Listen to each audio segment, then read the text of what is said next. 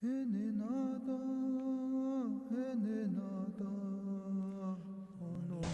great evil, in my humble opinion, which haunts our enterprise, and I say this realizing I'm setting the fox among the chickens, the great evil that has been allowed to flourish in the absence of mathematical understanding is relativism.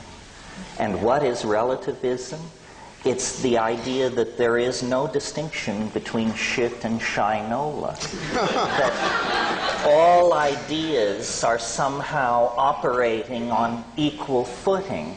So one person is a chaos theorist, another is a follower of the revelations of this or that New Age guru. Someone else is channeling information from the Pleiades.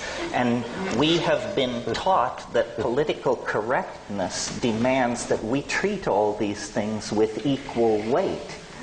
Because we have no mathematical ability, no logical ability, we don't know how to ask the questions that expose some positions as preposterous, trivial, insulting to the intelligence, and unworthy of repetition.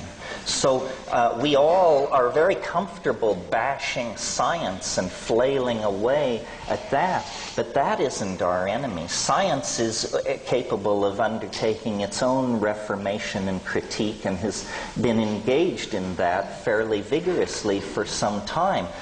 The enemy that will really subvert the enterprise of building a world based on clarity is the belief that we cannot point out the pernicious forms of idiocy that flourish in our own community.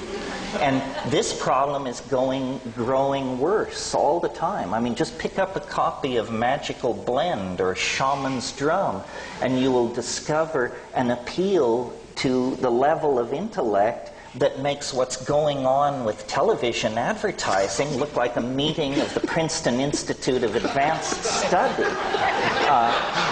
We have tolerated too many loose heads in our community. We are not willing to take on the karma involved in argument and discourse that actually gores somebody's ox. So that at the end of the day, iridology or Mormonism or some other form of institutionally supported foolishness lies in shreds on the floor. We consider this politically incorrect. I can feel the tension in this room because people sense I might gore their particular ox.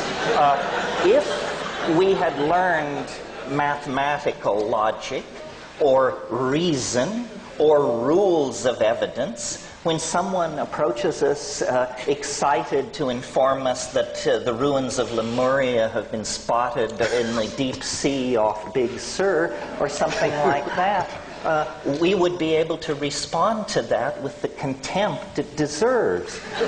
I had a conversation about this recently with someone who, if I had to describe their job category, I would describe them as mafiosa. And I said, what do you think of the abduction phenomenon?